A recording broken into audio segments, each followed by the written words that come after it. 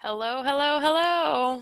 It's Monday. It's Facebook Live time. Um, I've learned that it takes you guys a second to actually get on here, so I'll just kind of ramble for a little while. This is probably going to be our last Facebook Live of the year. Today is December 16th. Next Monday, let's see, next Monday is right before Christmas. I assume everyone's traveling. The Monday after that is right before New Year's. People are kind of probably all over the place. So this will be the last one for the year. Is it Dashton or Deashton? How do you say that? Well, thanks for joining us. Glad to have you on here. Yeah, so this is our last one. We had an amazing one, amazing Facebook Live last Monday. We hit all sorts of questions, and I think I said it then, but we are now putting these videos on YouTube. So obviously, if you're watching this live, you're part of our Turnkey Rental Properties Facebook group, so you can access the videos there. We put the replays there, but we also have it on YouTube. So feel free to share around. Uh-oh, you said what I said the second time around. I don't remember which one I said. D. Ashton. Is that right? I'm like, uh-oh, I can't remember what order I said them in, but I think that's D. Ashton. Let me know if that's right. But yeah, if you are watching this on YouTube and you're not already part of our Turnkey Rental Properties Facebook group, you can go to, let's see, what is it? Turnkey Rental Property, facebook.com/groups/turnkey rental properties. We've had an interesting influx, if you want. Hi, Alonzo. Interesting influx lately of people who obviously don't know what we mean by turnkey rental properties. Turnkey vacation rentals is a completely separate thing. It's not even the same strategy, and obviously that name is deceiving. We've had some of those folks. We've had a lot of people lately they're trying to find somewhere to rent, so I don't know if they think that we're offering rental properties for renters. Yeah, it's been kind of interesting, so I don't know where the advertising for this group is all coming from, but if you are a real estate investor or potential real estate investor interested in investing in turnkey rental properties, come join our group. If you're watching this on YouTube, if you're already in the group, awesome, glad to have you here. D. Ashton, cool. I got I got it. I have a place I would like to, so if you guys on here now have any questions related to turnkeys, hi Darren, glad to see you on here. You've been awesome in the conversations lately. Glad to have all your inputs and your questions. But yeah, if any of you guys have some turnkey questions already, go ahead and start typing them in and I'll make sure to hit those. I have a starting point that I thought would be kind of cool, but I'm going to give it maybe another couple minutes to let people jump on. David and Maria, glad to have you guys. Doug, all the old school names are popping up. I love it. I was just saying this is probably our last one for the year, just because next week is Christmas and the week after is New Year's. I can't imagine that anyone's probably sitting in front of their computer for any of those. Hopefully, I'm not. But if you guys, if anyone's doing anything cool for the holidays, type it in. Let's hear what you're doing. I have no plans. Gosh. Now that I think about it, I have no holiday plans. Just gonna be kind of chilling out. I'm actually working on, I can't remember if I've told you guys before, I wrote a real estate investing book. It's actually called Not Your How-To Guide to Real Estate Investing, and it is about 85 to 90% written and fully edited, and I'm actually in talks with publishers right now. So I'm going to be working over the holidays. I want to really kind of hammer out this book. I'm super excited about it. I'm excited to get it out. It's been a long time coming because I don't know how to put books out. So yeah, that's what I'm going to be doing over the holidays, is kind of chilling, but also trying to do a little bit of work too. This is the point where my thing stops automatically scrolling. Hi back, David. Yeah, if you guys have any turnkey questions, start punching them in. And I thought I would start. I do have a prompting question. So today's poll was, how many investment properties do you currently own and how many are turnkey? We have, most people said 0, so no investment properties yet. Second place was 1 to 3 properties. We have a few people with 8+ properties and a couple at 4 to 8. I mixed those up somehow. My question to everybody who answered that poll is, what would it take for you to get to the next level, or what's currently holding you back? So if you're at 0, what's it going to take to get your first one? If you're in the 1 to 3 category, what's it going to take to get to 4 to 8? I can take a guess as to what most people's answer is going to be, but let's hear from you guys. So I'll probably ask this one again as more people jump on. But yeah, if you answered this poll question, let us know what it would take for you to get to your next level. What do you need help with? What do you need? What resources do you need? All that kind of stuff. D. Ashton says, no plans, relaxing from work and spending money buying gifts. Hear you. Fortunately, my family is very small, so I don't have to go too crazy on that. Question. Awesome.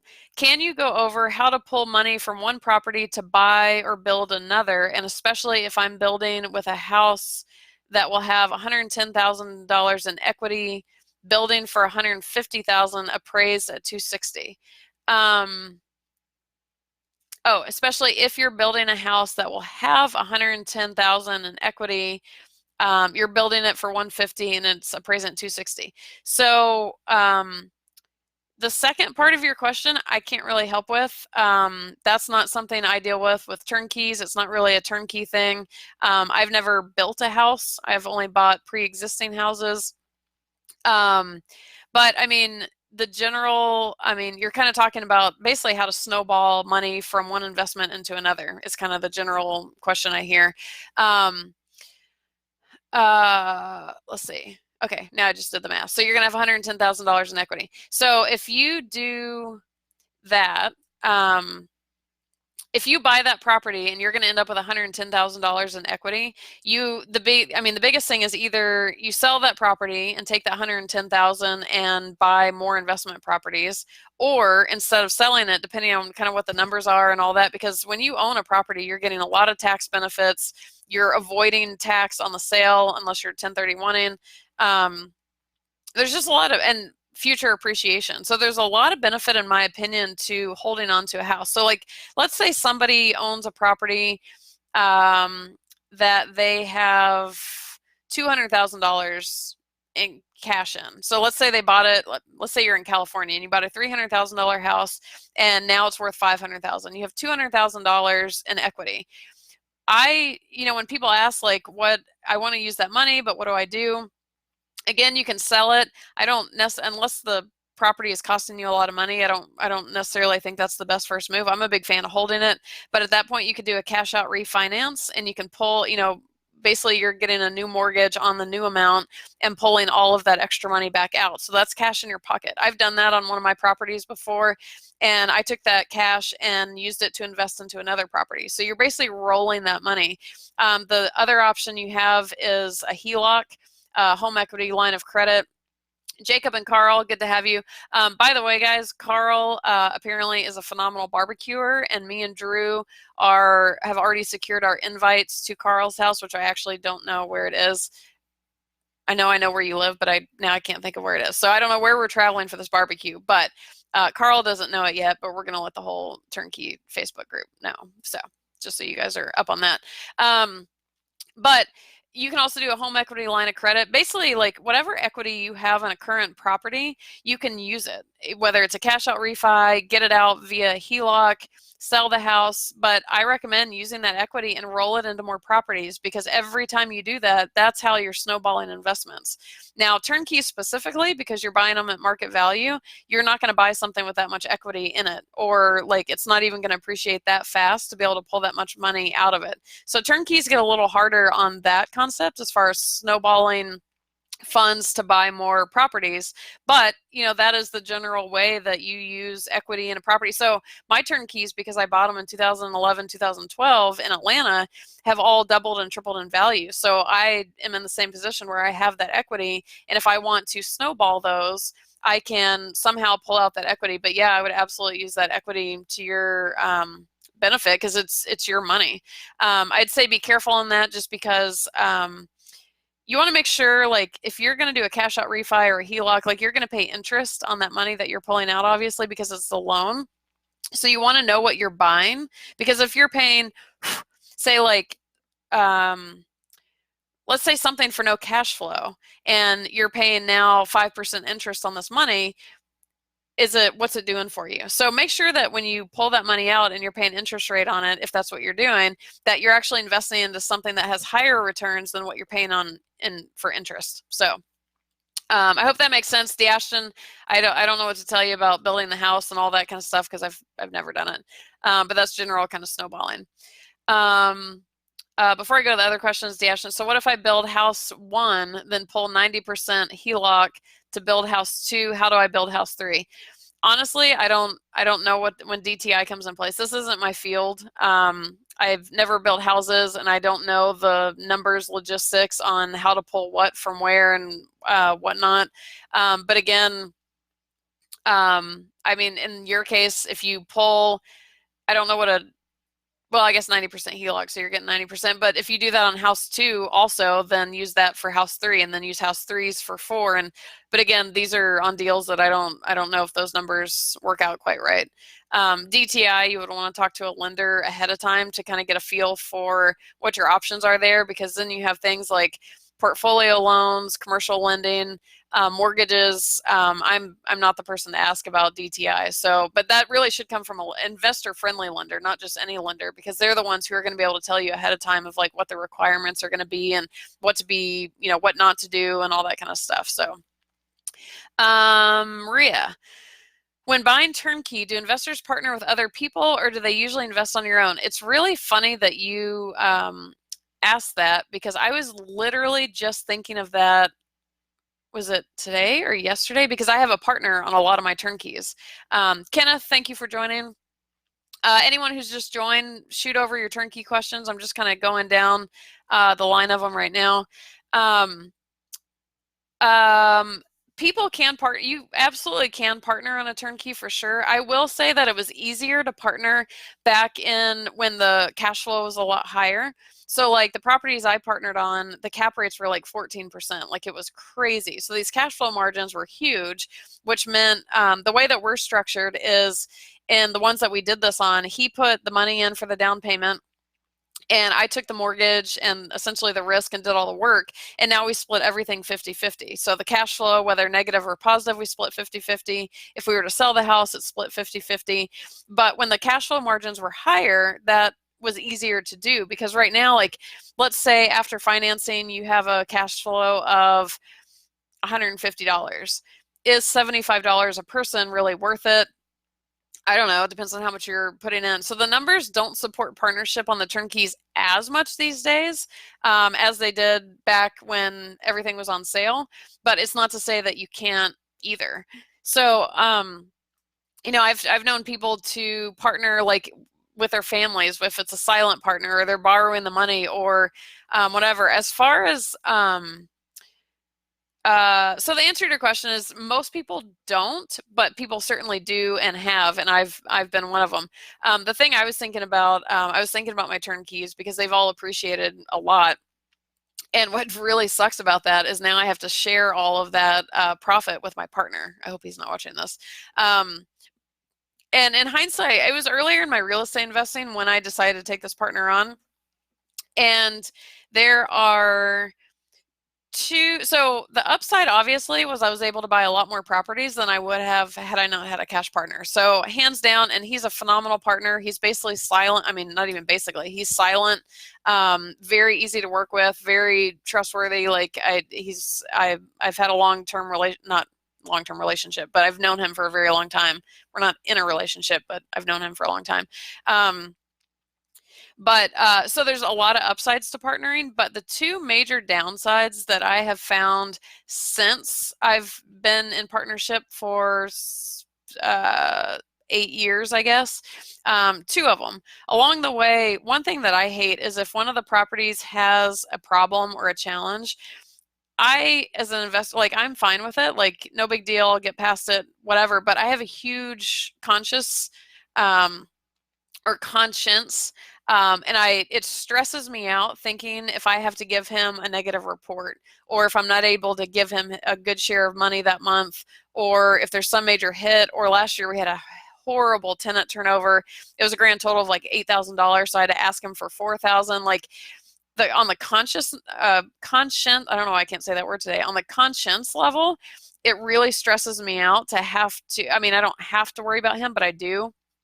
I would like to not have to worry about somebody else. And I don't even think he's worried most of that time, but I just, that's kind of my nature is I'm going to stress about not being able to give him an optimal payout, if you will.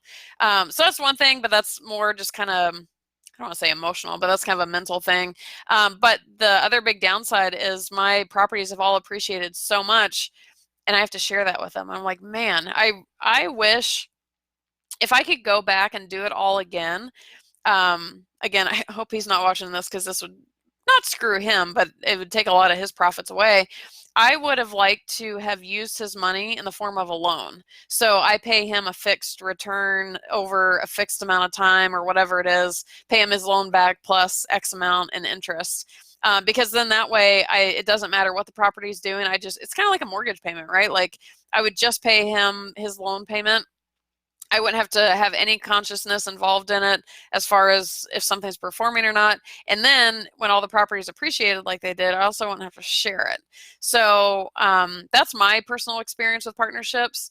At a minimum, I will say I'm not a real estate attorney or anything, but if you are going to go in partnership with someone, make sure you have the legal side covered, whether that's a partnership agreement. Some people may use LLCs, but make sure CYA, cover your ass. Like make sure even if it's your best friend in the world or your favorite family member, I've seen partnerships go haywire with the best of friends. So make sure you have all of the logistics of it in writing.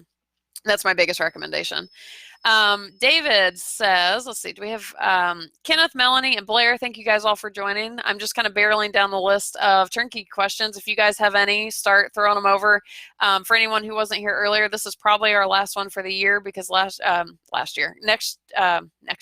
next week is Christmas and the week after that is New Year's. So I assume no one's really going to be around. So this is our last Facebook Live for 2019. So if you have that burning turnkey question that you've just not been able to get it out, now's the time. Or if you don't do it now, you can always post it in the group too. So the group will keep going.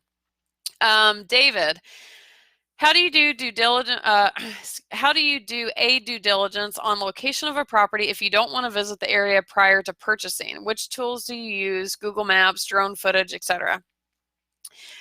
This actually goes into, if you guys didn't have questions, I was going to come up with a topic to start talking about, which is due diligence on a question came in the group. Oh man, I lost it. Where'd it go? From Monica. It's December 14th, if any of you guys want to check it out. She was basically asking, like, what are my favorite tools used when doing due diligence on potential properties? Where would someone go to determine growth and average rental rates in the area? So kind of the same question of what you're asking is really doing due diligence on the location. She mentioned the property, but kind of what you guys are both talking about is where is this property? What's the neighborhood like? What's the city like? What's the market doing? And my response to her was, well, I mean, this is kind of drifting off your exact question a little bit, but I kind of, with turnkeys, it's one of the nice things, I work backwards. So one thing that I've found is that, and I think, David, you're actually kind of suggesting what I'm going to suggest is, like, it sounds like you're kind of picking out a property and then how do you do due diligence on that location versus like Monica's version of it was, oh wait, maybe I'm completely reading these backwards. I don't know which version you guys are talking about, but there's a difference in, a lot of times people will say, like, I want to find a market to invest in. So I'm going to pull up all these statistics and based on those, I'm going to determine which market I'm going to invest in. And I'm like, okay, that sounds like a big task. Versus, actually, I think you guys are asking the same thing, is like just doing due diligence on an already chosen location. So let's say you find a property you really like in Indianapolis. How do you do that due diligence to confirm the neighborhood, the area, all that kind of stuff? So I think I actually got myself twisted up and all that. But I mean, here's the reality. Google Maps, drone footage, all that kind of stuff, like, I don't have experience with those myself personally. I was trying to think. There was one property that I did buy that I knew, and I'm trying to remember how I knew this. It is on a street. I still own it. It's on a street in Atlanta where literally, like, one and two streets over are like multi-million-dollar houses. And this street is actually fairly sketchy. My property inspector had two hookers approach him in the driveway when he was like, I don't know if it matters, but just an FYI. I was like, no, it's a colorful street for sure. So I can't remember how I knew that the streets next to it were multi-million-dollar properties, because a lot of that in my mind was, oh, well, if the multi-million-dollar properties are all right there and the street is literally butting up to those, that's a really good sign, because either commercial developers are going to eat up that street or the values are going to, you know, stay in line with these multi-million-dollar things. Except I bought that house in 2011, so like 8 years ago, and I have no recollection of how I knew that about the neighboring streets. But so I don't have if anybody on here has information, if you've used any of those things, definitely chime in and give your input, because I don't know that this is my stronger field. But I will say, like, no matter what you look up, statistics or drone footage or whatever, it's still not going to give you the same picture as if you go to it, because, you know, it's kind of like, you know, they say, like, if you're going to go buy a house or rent a house for yourself or whatever, like, make sure you go visit it at night, because what something looks like during the day may be a completely different story at night. It's still that same kind of thing, right? So, like, you can see pictures of somewhere, you can see statistics, you can see maps and all that, but like at the end of the day, you don't totally know what's going on there. So a couple of things I've used in the past. Number one, if you are working, I've spent a lot of time on a lot of lives explaining why you shouldn't. The quality of the turnkey provider technically doesn't matter, but if you have a really good turnkey provider, they're the neighborhood experts. They are experts in the market that they're working in, and assuming you're working with a really legit one, they can give you a lot of that feedback.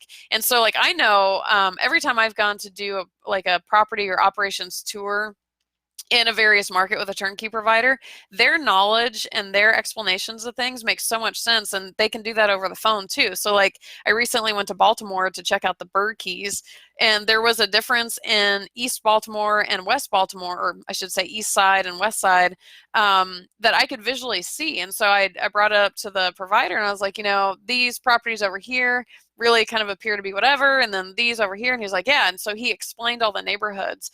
So when you work with a really legit turnkey provider, you really can rely on them. But again, like, first of all, how do you know you're working with a really legit one? The secondary thing that I've used in addition to that is the property inspector. So, like, this property inspector who got approached by two hookers, I was like, so tell me a little bit more about that street. Like, what's your overall take on it? Like, is it, you know, where in relation? I knew where the major highways were, and it seemed really close to those, but, like, you know, what's your whatever. And nowadays, people could very easily take videos, and you could kind of get a better feel with videos. But as far, you know, like bigger market due diligence, that you can do a little bit more with statistics, like, you know, industries, jobs. You can talk to different people who are familiar with the market. I feel bad when people ask me for detailed resources, because I really suck at details. I'm more of the bigger picture type of thing.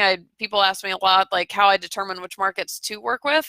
I work with people who specialize in market analysis. That's my solution, because you could put 73 statistics right in front of me about a market, and I could read them all and I could understand them all, but I wouldn't know what that means in terms of the bigger picture. Like, okay, cool. So what's that mean? Like, I'm more about so what does it mean versus the numbers. Yeah, so I don't know if I answered your question very helpful, but the more contacts you have in the neighborhood, you could even, let's say you're buying a property in Indianapolis and it's in a particular kind of neighborhood, you could post online saying, hey, does anyone have any experience with this kind of neighborhood? The other thing you could do, which I do to confirm rental rates, is I would call a completely unrelated property manager in that area and say, hey, I'm thinking of purchasing this property. Don't tell them you're getting a turnkey and going to use somebody else, but like act like a real potential customer, which you could be in the future, who knows, and say, like, I'm thinking about this property. What's your experience with that area? How's the rentability? Like, you know, how is the tenant pool? How are these numbers ranking? You could even pay them maybe to run a comparative market analysis. They usually charge like $45 or something. But, you know, really talk to people in that area and see if all the stories line up. If you have 3 or 4 people from that area saying, yeah, that neighborhood's great, like, you can probably kind of trust that. Or if you have 3 or 4 people saying, ooh, like, dangerous, you know, you can trust that. So to me, it's more of a hands-on, either talking to people or going there yourself to really get the big picture. Like, the detailed stuff to me just doesn't always pay. I don't know how to translate that necessarily. Let's see. Ethan and Margot, good to have you. Hi, Margot. Thanks for your response on the rooftop thing. You know, I don't even remember if I ended up responding. Maybe I forgot. I don't know. Good to have you guys on here. Let me go backwards. We're just kind of barreling down some questions here. Oh, David says, I think you answered my question. You're very welcome. Mauricio, good to have you. So if you just joined, pop over any questions. This is probably our last live for the year because of Christmas and New Year's. And since I think I'm caught up on the questions, so on those lines, I was going to expand on what I responded to. I think I misread Monica's question, actually. Monica, if you watch this, I apologize. I think I had something else in my head about like location information, that kind of stuff. So, but one thing I responded to her in this post is, one thing I like about turnkeys versus doing everything on my own is, as far as like due diligence goes and like choosing markets, choosing neighborhoods, all that kind of stuff. So like, let's pretend I'm not going turnkey. Let's say I'm going to buy a property somewhere, do work myself. I'm going at this alone. Maybe I'm even putting a team together, but like, let's say I live in California and I want to buy a non-turnkey in Indianapolis, since we're using Indianapolis. I am somehow in Indianapolis, maybe I go see it or whatever. I'm first going to have to build a team. How am I going to determine who the good team members are? I don't know, interview people, try them out, all that kind of stuff. Then I'm going to try and decide, where should I buy? What neighborhoods, what parts of Indianapolis should I strive for? Which ones should I avoid? Where's the cash flow? Do I determine if this neighborhood's dangerous, if this one's safe? Like, I have to figure all this out on my own. And then once I figure all that out, then I find a property. And so like, it's this like bottom up approach versus like top down approach is kind of the difference. So like, if I'm doing everything myself, I feel like I have to start at ground zero and like stack the bricks myself, right? With all those things I just talked about. So a lot of that comes into like, if I'm going to decide a neighborhood or a market, how do I even know I want Indianapolis? I don't know. Like, or how do I choose the market in the beginning? I'm gonna have to look at statistics. I'm gonna have to see where other people are going. Again, I'm layering those bricks myself one by one. Whereas with turnkeys, at least in my perception of it, is instead of starting with nothing and building all the pieces, I'm basically starting at the top and just confirming everything, confirming all the bricks are in their place. So what I mean by that is, like, a turnkey is, it kind of goes down to quality of turnkey provider, but like, let's say you want a turnkey and you're like, Allie, I want to buy a turnkey. Like, what do you recommend? If you email me, I'm going to send you different resources on different markets, the properties available in that market, whatever. So you kind of have this whole new thing and you're like, ooh, I'm going to go shopping. So you kind of scour around the different markets, you look at different properties, and you kind of start to, you're like, yeah, I kind of like those over here. Like, yeah, that's not really my style. It doesn't really call to me. So maybe I narrow it down over here. And then once you've narrowed it down there, you're like, you know, I kind of like these properties. And then you pick one of these properties out.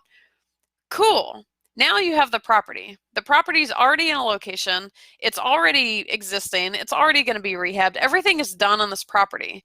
So instead of you having to put all these bricks one by one, you already have the finished product.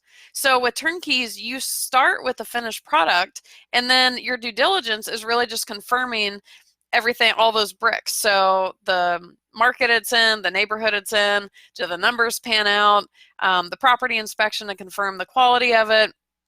You're confirming everything rather than creating everything. So I hope that makes sense. So a lot with due diligence, again, when people ask me for the really detailed stuff, I'm not that good at it because I'm not using that stuff to find my way to the finished product. I start with a finished product and then I just confirm everything. And to the point about due diligence, like, well, how do I confirm the neighborhood is good?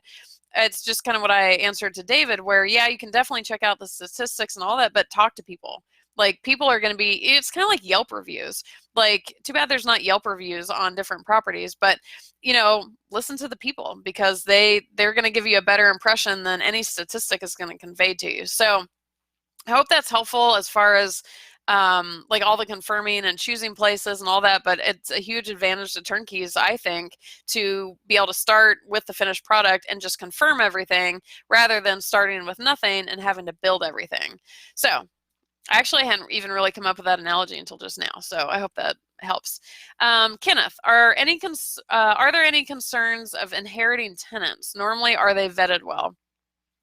So you're not technically, I mean, in some cases you could actually inherit tenants with turnkeys. For the most part, the turnkey properties coming from the turnkey providers, they're going to come with tenants. So technically you're inheriting them, but they're usually new tenants, because when you pick out the turnkey property, at some point it's either just gotten rehabbed or it's about to get rehabbed, because the turnkey provider is buying a distressed property, which means there's probably nobody living in it. I guess there could be someone living in it, but I've not heard of anyone buying a distressed property with an existing tenant. But, they're freshly rehabbing these properties and then placing tenants in there. So part of that is in your conversation with the turnkey provider saying, hey, I'm going under contract for this house, but like, what's going to happen with the tenants? Like, because part of your due diligence is you want to touch base with the property managers to find out what their vetting process is, because you are going to get a tenant from them and you want to know that it went through a certain vetting process. The other option is, and my favorite option personally, is if I go under contract for a turnkey house and the tenant's not in there yet because either they're finishing the rehab or whatever, or looking for tenants, I'll ask them like, hey, can I have final say on approving the tenants? And sometimes they'll kind of hesitate to say yes, because what they don't want you to do is get like crazy picky and delay their whole process, because they're not going to be able to even sell you the house until a tenant's in. And if you delay that like 2 or 3 months, that's holding time for them. So they can get a little snitty about that request, but you can certainly ask and say, at least, can you communicate with me about who you're looking at and what those qualifications are? Because along that way, if you're if you're checking in on what they're using for qualifications and you don't like it and you haven't closed on the property yet, you can say that's part of your due diligence. Be like, hey, your property management's not up to snuff. Like, I'm not digging their procedures or processes. So I'm out. Like, that's not cool. So I'd say communicate that. In general, in real estate, I have a property that I actually landlord nearby. I've talked about it in the past. It's my one non-turnkey. It's not my only non-turnkey, but it's my main one because it's negative cash flow every month, and I'm the landlord, which goes against everything I've ever preached. Oh, and we bought it at the top of the market too. So it goes against everything I preach for investing. But when it's a duplex, and when I bought it, one of the units was empty and one had a tenant in it. And in California, it is, in rent-controlled units, or at least Los Angeles County, it is basically impossible to evict a tenant. Like, it is really hard to get rid of tenants. I mean, it's almost prohibitive, or prohibited. So this woman, she truly she's like nice on the surface, kind of, but she was dreadful. Like, she actually tested my sanity. Like, I know she'll never watch this, so I hope to God she doesn't. If she does, it means she's still hunting me down. She's since gotten out of the property. But I was going to be in for a long ride if I knew what her trigger points were. And so I kept triggering them until she decided she wanted to leave, and it worked. But inheriting tenants in general, it can be dangerous, especially in somewhere with rent control. In Los Angeles, because of the rent control, if you buy a property and someone's been in there living there for 40 years, you can't increase the rent. Like, your biggest risk for rent control is not being able to charge market rent and having to accept way lower than market rents. But again, that's California's kind of its own entity, but rent control is a problem. But with the turnkeys, you are getting tenants with them, but they're kind of fresh out of the gate. And that, again, is just really a conversation with the impending new property manager to really find out what they're looking for. So yeah, they should absolutely be vetted.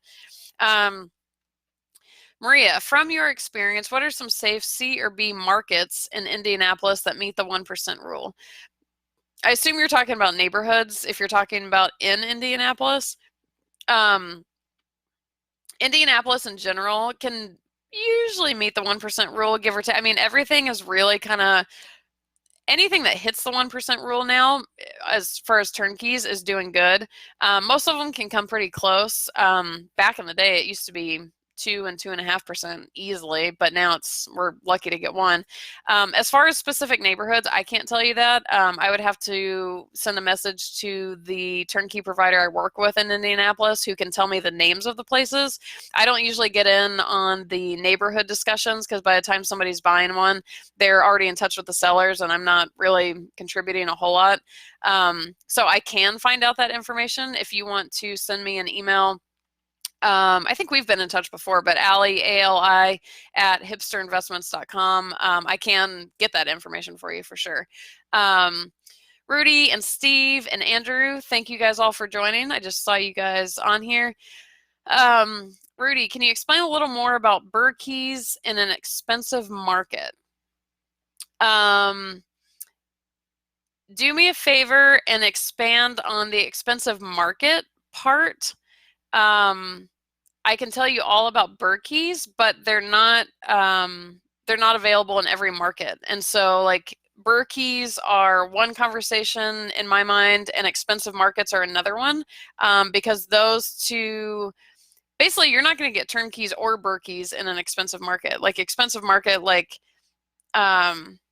unless you're talking about the real estate market, or are you talking about city markets? So let me know exactly what you're talking about, and I'll circle back to your question.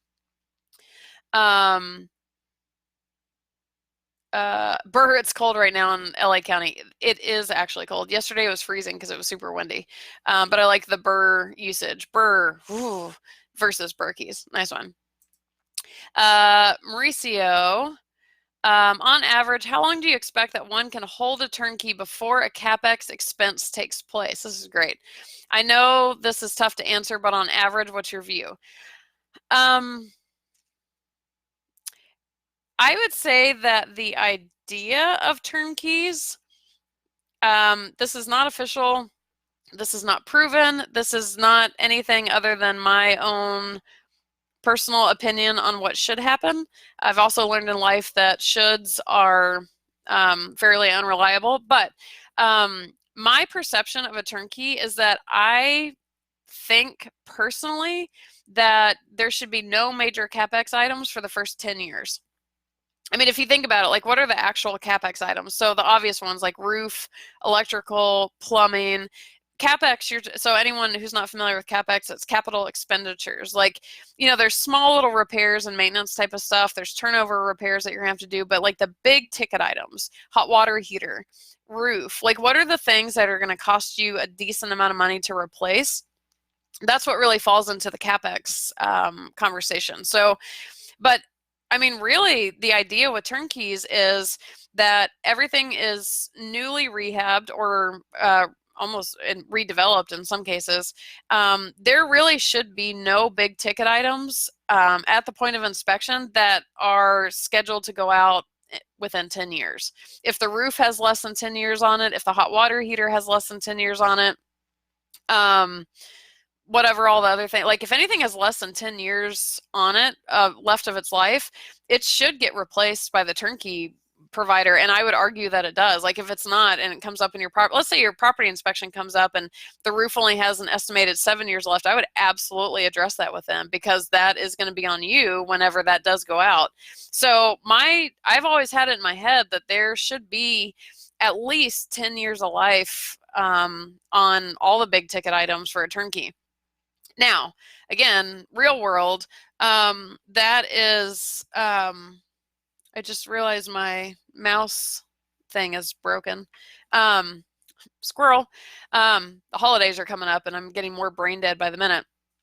But so that's what should happen in my opinion. Of course, things can happen. I had, I don't remember if it was on here, I was talking about it recently. One of my turnkey properties, this was maybe 3-4 years ago, had the major heating unit went out, and it was to the tune of $3,500. And I was like, hello, like this turnkey property was the nicest one I've ever bought. The property inspection was short, like it was just this really nice newer property. And I thought, how in the world could a $3,500 heating unit be going out now? I think this would have been, I don't know, like 5 years into ownership. And I was kind of ticked. I was like, what the hell? So I pulled up the inspection report from that to see what they said about the heating unit, because the repair guy said, he was like, not only did it go out, but like it almost looks out of place. It almost looks like somebody grabbed a really old unit from somewhere else and put it here. Like it almost doesn't even belong at the house. And now that I say that, maybe that happened, I don't know. But I went back to the property inspection, and that property inspection had taken place in, I think it was July or August in Georgia. So the exact wording with the heating unit inspection part was heating element not inspected because it's August. So that was on me. That was my bad. Like I should have, I don't want to say demanded, that sounds a little harsh, but asked very sternly, like, no, check it. Like just because it's August doesn't mean you can't turn it on. But like I should have seen pictures of this unit. Or I mean, I will say that at the time, it wouldn't surprise me if someone from that turnkey company or something like put a new one there, but then like changed it out for an old one. This was back in the lawless days of turnkeys. Not lawless, but it felt lawless at times. So maybe something happened along the way where it was fine in the beginning and then I don't know, but to that point, it shouldn't have gone out in 5 years. Like I really don't think anything should be scheduled to go out in less than 10 years. But in that case, it did. And so that was a $3,500 Capex item in my book, and that kind of bashed up my cash flow a little bit unexpectedly, and I don't think it should have happened. But so things can still happen, and just because something has, let's say, 15 years of life, doesn't mean something's not going to happen to it, or you're going to have a bad tenant and damages and repairs and whatever. So it's not a guarantee. But to your point about Capex, the thing, I would like to think that anybody could hold a turnkey for 10 years and not have a major Capex item. There's different exit strategies with turnkeys, which, turnkey is a method of buying, not of owning. So once you buy a turnkey, you own a rental property. But to the point of what you're talking about, like my turnkeys, I got them at such good deals. I'm kind of planning to hold them forever because they all have a lot of equity. The cash flow is great. I'm never going to buy something as nice for that cheap or with that high of cash flow margins. So I'm assuming I'm going to hold it forever. And because the margins are so good on it, it's worth it to me to fund the Capex whenever that happens. The other option is some turnkey investors strategize to get out before the Capex items start. So let's say Capex is going to start in 10 years and you bounce after 8 or 9, maybe, or maybe the property's not performing like you wanted it to, so you can also bounce. As far as I've been doing turnkeys for, let's see, I started in 2011, so we're at 8 years now, and I bought all my own turnkeys, and I've also worked with, I don't know, like hundreds of turnkey buyers at this point. And this doesn't mean it hasn't happened because I'm not in touch with everyone who's bought a turnkey, obviously. But the only big ticket items that I've heard of people having to replace are either flukes, like something just happened, or maybe a tenant caused it or whatever, some kind of fluke, or like in my case, it was basically an oversight during the inspection. I haven't heard of a big ticket item going out. So again, not to say it hasn't happened, and I've only been in for 8 years, which would confirm kind of my theory of like 10 years, but I haven't heard of major reports. I tell all the turnkey buyers I work with, like, please reach out to me if there's some kind of challenge or something's going on, or, you know, keep me posted on how your property does. Most people don't, but I want that information. But if I just haven't heard of anybody really having a massive Capex yet. And again, they're buying anywhere from 8 years ago to yesterday. So I don't know if that's helpful, but hopefully it is. So David says, do you consider the internal rate of return when analyzing your properties? I know most investors consider cap rate and cash on cash, which don't capture the rate of return over time. The challenge with IRR is nobody knows the most accurate discount rate to use for the calculation. Some people use 8% and others use 10%. Any thoughts? I do have some thoughts. I don't know what a discount rate is for the 8% or 10%. So if you can let me know, because I don't run IRRs is the answer to that. So I don't know what all goes into them. I don't know specifically what the discount rate is, but I can tell you why I don't run them personally. Basically, the internal rate of return, like you said, it's going to equate to the rate of return over time. So there are, and I don't know if we've talked about this on the live yet, there are 5 profit centers on a rental property. So if you own a rental property, you are potentially making money in one of 5 different ways. First one, monthly cash flow, which turnkeys all usually offer. So that's the amount you're getting after all expenses every month. Appreciation, which is obvious for any kind of real estate property. Tax benefits. So not only does your income end up oftentimes becoming basically tax-free because of all the degrees of write-offs and all that kind of stuff. I know when I started buying rental properties, I was actually getting a return on taxes from the properties. Like the write-offs were so big, I was getting money. So potential tax-free income and tax benefits is a financial thing. Equity building via the mortgage pay down. So like when the tenant, basically the tenant's paying your mortgage down, as the mortgage gets paid down, all of that equity on the loan is yours now. So, I mean, that kind of equates to what would have been cash flow had you not financed, but you're building equity in the property via the mortgage pay down and any appreciation. And then the 5th one is a little less direct. It's hedging against inflation. While inflation kind of bones us in every other way, it really helps us on rental properties, because with inflation, let's say you bought a house in 2010 and in 2050, you've got this big rate of inflation, but you still own this property for $2010. So I won't expand on all of those, whatever, like in detail right now, but so there's 5 ways to make money on a rental property. So if you think about the overall rate of return over time, technically you have to consider those 5 things. You can probably get rid of hedge against inflation, well, at least that one, just because it's kind of odd. Taxes, those are really hard to calculate. But like, let's just say that we're only talking about the rate of return from cash flow and appreciation, the 2 obvious ones that are easy to calculate. The problem is we don't know what the appreciation is going to be. Sure, everyone says 3% a year, but we don't know. So my secondary answer to your question, before I tell you the primary, my secondary reason for not calculating IRR is a lot of those calculations, if we wanted to be really legit and accurate, are really hard, like tax benefits and all that kind of stuff that I wouldn't even know really where to start on putting those into the equations. But then the primary reason that I don't calculate IRR is primarily because of appreciation. We don't know that it's going to happen. Like if you're talking about the rate of return over time, the entire thing is speculative, even on the cash flow front. Like if you assume you're going to get X amount in cash flow, whatever, like you don't know if that's actually going to happen. So the reason I stay away from IRR is because I want to just stick with the things that I know as much as possible, because even with those things can go wrong or things can go wonky or whatever. When I do cap rate and cash on cash, I'm only talking about monthly cash flow. That is the only income stream that is going into those equations, because that one is the one that I can know the best. Again, no guarantees, because who knows what can happen, but appreciation is speculative. Tax benefits are really hard to calculate.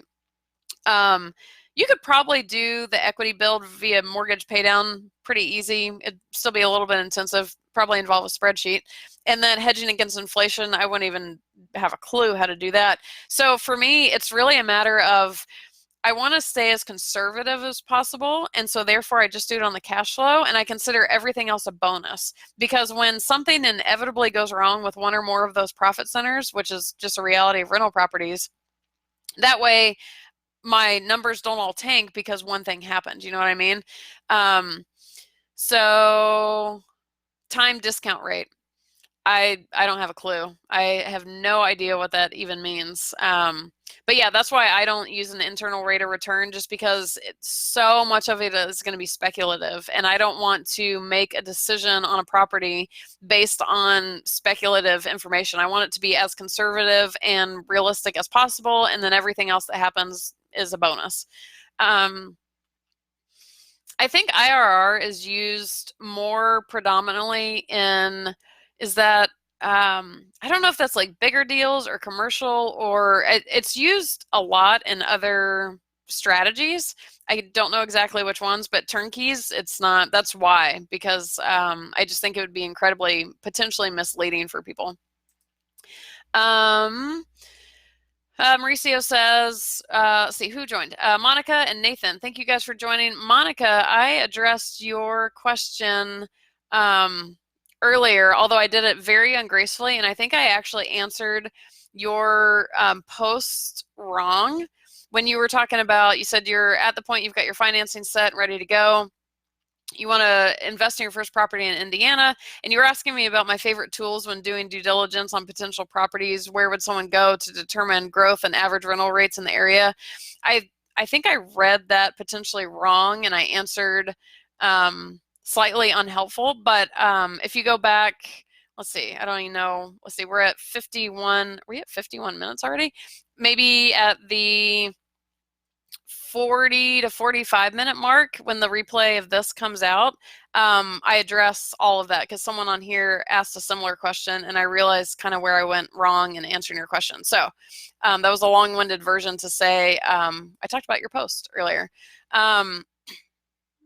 Blair says syndications. I was thinking it was something like IRR with like syndications, and like I knew it had to do with some kind of and then for commercial, yeah. So again, that's why it's not a turnkey thing, and we don't use it over here. Mauricio, with most turnkey deals nowadays not reaching the 1% rule, would you argue that most turnkey investors are buying for appreciation rather than cash flow? Not necessarily, because most of the turnkeys are either getting to 1% or close enough to it. There's still cash flow on turnkeys is the big thing. Turnkey investing, it's strongly encouraged never to do it for appreciation, primarily because you're buying at market value. So if you are buying for appreciation on turnkey, but you're paying market value for it, appreciation is speculative anyways, and you're not giving yourself as much room to experience appreciation because you're already buying at a higher price. So no is the answer to that. However, with that in mind, when I think about turnkeys now, I do try and think of which locations have the best potential for appreciation. Again, I'm just going to buy for the cash flow, and I'm going to run all my numbers based on cash flow. But, like they say, Chicago is kind of a debate right now, because there's a lot of I don't know if, I guess speculation would be the right word. Like, there's a lot of market factors with Chicago that makes it a little rickety right now. But Chicago housing prices in general are not back up to the pre-recession prices prior to the 2008 crash yet, which suggests that there's more room for those values to go up. You see what I mean? So like, I always consider the appreciation factor on turnkeys, like which markets have the best potential for it, which ones don't have potential for it. You know, like I look at all that, but I don't know that people are necessarily buying, nobody's buying for appreciation, just again, because you're buying for market value. So I think the premise still remains the same, buy for the cash flow, consider the appreciation, and yeah, I mean, like you just don't have a lot of options for it. Dick, great to have you. Okay. So we have about 5 minutes left. If you guys have any I mean, these are your last live turnkey questions for 2019, which means these are the last live questions that are going to get answered for a decade. For the whole rest of the decade, you have 5 minutes left, give or take. If we get on a really good topic, I'll go longer. But so whatever turnkey questions you guys have burning, throw them into the chat. I think we've hit a lot of really cool things. The last few lives and even just the posts in the group, you guys are killing it. Like the conversations are fantastic. I think we've all done a really good job of fending off the turnkey vacation rental people and people looking for rental properties for themselves to rent. I don't know what advertising Facebook is doing for our group, but we're getting a lot of confusion on the turnkey front. But you guys have all stuck around. You're all starting fantastic conversations. As always, let me know what you guys want and need. If there's something else we can be doing differently in the group, I'm all ears. I want this group to be for you guys. If you ever have questions, you can always message me. You can always put them in the group. We actually got a lot of new members this week. I need to put out a welcome to them. If you're one of our new members, wait, did we hit? We did. We have surpassed 500 members. It just hit me. We had that many new ones. We are at 504. So rock on. I think I started this group in, was it July or August? And I honestly didn't even know if it was going to take off. So I cannot say thank you guys enough for all of your participation, all of your contributions, joining me on the lives. I had no idea how much fun the lives would be. We are officially at 500 members, which I don't know that I even realized was going to be possible. So keep inviting your friends, any other investors. Let's see, what do we got? Oh, we got a couple more. Okay, cool. Mauricio, what are some of the best markets for turnkey? You mentioned Chicago. Any others? Sorry if someone already asked. Actually, no one asked. I can tell you, I don't want to say what the best markets are, but I can tell you the markets I'm working in. Chicago is one of them. I always like Chicago. Chicago's got some logistics, like property taxes in the suburbs get really wonky, so we've kind of moved back a little bit more urban. Chicago, I mean, people are speculating that Chicago's going to tank. I mean, knock on wood, I don't really see it happening. So I like Chicago. And again, the prices are still lower than pre-recession prices, which means appreciation potential, possibly. I don't want to make any claims. So we're doing turnkeys right now in Chicago, St. Louis, Indianapolis, Kansas City, Dayton, Ohio, Cincinnati. Oh, this reminds me. If you guys are not subscribed to Hipster's website, I'm just going to type in Hipster's website here. Actually, before I do that, we just launched a new market. Harrisburg, Pennsylvania. If you are not already subscribed to Hipster, here is the link to subscribe so you get all of the notices. We do webinars. There is a Harrisburg turnkey webinar. What's today? Monday, tomorrow night. So subscribe. If you subscribe right now, I'm pretty sure you should get an email about it tomorrow, but just in case, you can shoot me an email, Ali, A-L-I, @hipsterinvestments.com. There will be a replay link of the webinar, but the webinar itself will be live. This is brand new. We're just starting to work in Harrisburg, Pennsylvania, and I've heard amazing things. I'm super stoked about this. So back to your question. We have Chicago, St. Louis, Dayton, Ohio, Indianapolis, Kansas City, Harrisburg, which is brand new. We have the BRRRRkeys in Baltimore, which just reminded me, Rudy, you never, I hope I didn't miss you clarifying the BRRRRkey question. I don't think I did. We have the BRRRRkeys in Baltimore and Philadelphia. I feel like I'm missing something. Maybe that's it for right now. Memphis is always super popular. I've just never liked it, but a lot of people are still buying there.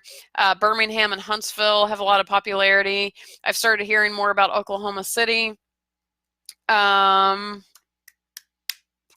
I missing? I think that covers the bulk of the big turnkey cities. Kenneth, Illinois isn't landlord friendly. Am I wrong? You are not wrong. It is a little bit more tenant friendly. The turnkey, one of the turnkey providers we worked with, I mean, when that happens, like, it's not as tenant friendly as California. Like, that's almost unbearable. But there are strategies with the property managers to really, like, we're not actually working with this turnkey company now because their properties were in the locations where the property taxes just all got horrible. So we're not really offering much of that. But this turnkey provider in particular, they had only had one eviction in 15 years. Let's see, one eviction or 4 evictions in 15 years. This insane track record. And when I've talked to property managers in tenant-friendly states, meaning non-landlord friendly, if you work with a good one, they have strategies on how to encourage bad tenants to get out. They've kind of found workarounds. So yeah, that is one thing with Illinois, is it is a tenant-friendly state. So it does, your property management is really going to be key there. Tenant screening is going to be key. Yeah, so good call on that one. Let's see, Mauricio, we got that. Blair, have you ever considered a 1031 exchange? And if so, how challenging would it be to sell all of your properties at once? I cannot answer how to sell all your properties at once because I've never tried to do it. I would assume at that point you might as well just sell them all individually. Like, your best bet, in my opinion, would be to sell them all individually, because you can try and sell them to primary home buyers who are always going to pay more money than investors. Or if you want to sell them all at once, you could sell them as a portfolio, but that is going to get sold to an investor, so you're probably not going to get as much total value out of that. But again, I've never done that, so I don't know. I have considered 1031 exchanges, except I can't bring myself to want to sell my properties. But I would absolutely say that if you're ever going to sell a property, absolutely do a 1031 exchange so you can avoid the massive taxes on the other end. John, thanks for joining. We're actually about to wrap up now, but the replay will be available in, I don't know, it usually takes only like 10 minutes or something for Facebook to put it up. Glad to have you on here. Kansas City, you guys are just kind of naming cities. Yep. Monica, I had to step away for a moment. Wondering if you wouldn't mind defining what a BRRRRkey is. Okay, we may finish. We'll probably finish on that one. David says Kansas City. Yep, turnkey markets. Yep, so you guys were answering Mauricio. Okay, so we're going to finish off talking about the BRRRRkeys. Rudy kind of mentioned them, and Monica's asking about them. Are you guys ready? This is our last topic for this decade and for this year. This is our last Facebook Live for 2019. Anyone who is watching this on YouTube, if you're not already part of our Turnkey Rental Properties Facebook group, go to facebook.com/ I lost it. Facebook.com/group/Turnkey Rental Properties, and you can join us. We'd be stoked to have you. So the question is, what is the BRRRRkey? So to answer that, I first want to rehash the standard turnkey rental property. So the standard turnkey rental property is you are going to buy a property that has already been rehabbed, tenants already placed, and property managers are on standby to manage this property once you buy it. the most important part of that equation is that you're not putting any money into the deal until you have verified everything about the property condition, the tenants, the management. You've done due diligence on everything possible, and then you're buying the property. So the downside to that model is at the time you're finally buying the property, you're paying about market value for it. There's a misconception out there that you're going to pay over market value. You should not. You should pay right at market value, and any turnkey provider trying to convince you should pay over market value, you should go to a new turnkey provider. So you're paying market value at that point, which doesn't allow you then to force appreciation.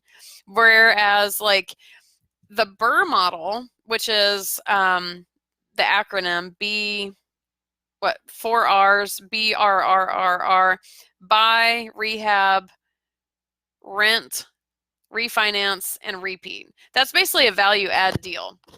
So if you go non-turnkey and you want to add and you want to buy a distressed property and fix it up, it's the value add deal. So you buy the distressed property, you fund the rehab, and let's say you're $100,000 in at that point.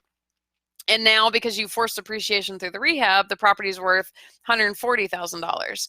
That is the value add model. That's the BRRRR model. The BRRRR model specifically, you're renting it out versus flipping it. But the same thing that the BRRRR model does, like you buy the distressed property, you fund the rehab, and then you have this new value of the property. That is what the turnkey provider is doing on a standard turnkey. They are buying the distressed property, they are funding the rehab, and then they're essentially flipping it off to you. They're selling it to you at the new higher value. So if they put $100,000 into it and now it's worth 140, you're buying it for 140, which for the record, the margins are not usually that high on turnkeys. I realize as I said that is probably kind of misleading, but the turnkey providers rarely make that much money per sale, but I digress. So the BRRRRkey model is really combining these two models together. You are getting the benefits of the BRRRR model, which specifically is the forced appreciation, with the benefits of the turnkeys, which is or are specifically you not having to do all the hard work. So the way this model works is, well, let me backtrack for a second. So with the standard turnkey, if anything goes wrong with the distressed property or the rehab or whatever, it's all on the turnkey provider because it's their money in the pot. They're the one funding all of that. You're not putting a dime in until you've verified everything. So you have a lot less risk going into that. With the BRRRR model, if you fund everything and something goes wrong, it's on you. Like it's your money in the pot.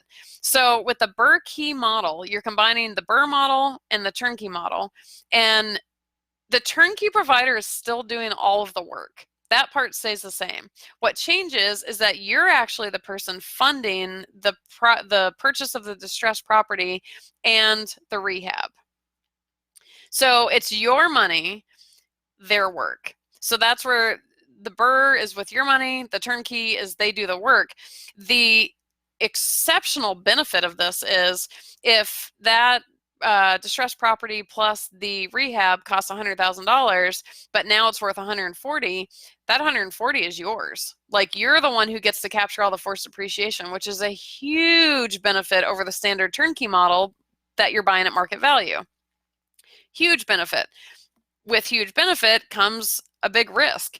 If this turnkey provider in any way screws up this process, or if they take your money and hop off to the Caribbean, it's your money. Like, so it's your money at risk now instead of their money. Again, you can reap a pretty hefty reward for that, for being willing to do that, because you get to keep the forced appreciation. But on the other hand, you also are taking that risk. The other downside is too that you need the $100,000 in cash to start. Later on, after everything is done and the tenants are in and all that, you're going to do a cash out refi and get the majority of that money back so you can rinse and repeat. That's kind of a different story, but that's the BRRRRkey model, is combining the BRRRR method with the turnkey method. My absolute biggest caveat with that is you have got to know who you're working with, because you don't want the guy who's going to hop off to the Caribbean with all your money. So usually the way it works is you buy the distressed property, so you own it. So, you know, the danger in that, you know, if they hop off to the Caribbean, they're not taking your house with you. You own that house, but you also don't want them to leave you with some ratty house that now you don't have a way of fixing up, or you have to pay someone else to do whatever. But so you buy the house in your name, and then you don't give them all the rehab money right off. You start with, I think it's usually like 50% of the rehab money or whatever. And once they hit a certain milestone, then you give them the next chunk. Like, so you're not putting it all in the pot at once, but it is your money. So that is the, whoops, I shouldn't have scrolled down because then I got distracted. That's what the BRRRRkeys are. Right now we're doing those in Baltimore and Philadelphia, primarily Baltimore. Philly has gotten really hard on inventory and cash flow margins. Baltimore is killing it. It's high, I mean, the cap rates on these things are like 10% plus. They are, that's where I went and toured in September. I was checking out all the BRRRRkey operations. They were fantastic. So if anyone's interested in that model, absolutely reach out to me. The guy who runs the company who's doing this, like I said, you have to know who you're working with. And I've been on the wrong end of that before. We've ended up working with somebody who basically hopped off to the Caribbean. It wasn't pretty. This guy, what I really like about it, I've known him for years. And he is the kind of guy who will literally lose sleep if something's going wrong with your property. I can see it in him. I know him. I 100% believe that he does lose sleep over anyone who's challenged with their property. So he has a lot of heart in it. He's very dedicated. I trust him. It's just a great guy. So if you guys are interested in this model, I do have these in Baltimore right now. Again, a little bit in Philly, but not, they're more expensive, and there's not many of them, honestly. Kansas City just changed tenant laws. Not sure how much it affects landlords. Who put that? I think Carl put that article in our group. It's dated. It's dated December 14th from Carl. He actually posted an article about the city council passes tenants bill of rights for Kansas City. We have a few of us were commenting about it.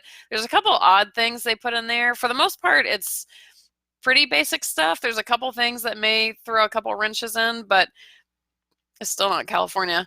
Darren, thank you for all the work and information, Allie. Happy holidays, everyone. You're very welcome, and thank you for joining, and happy holidays to everybody on here.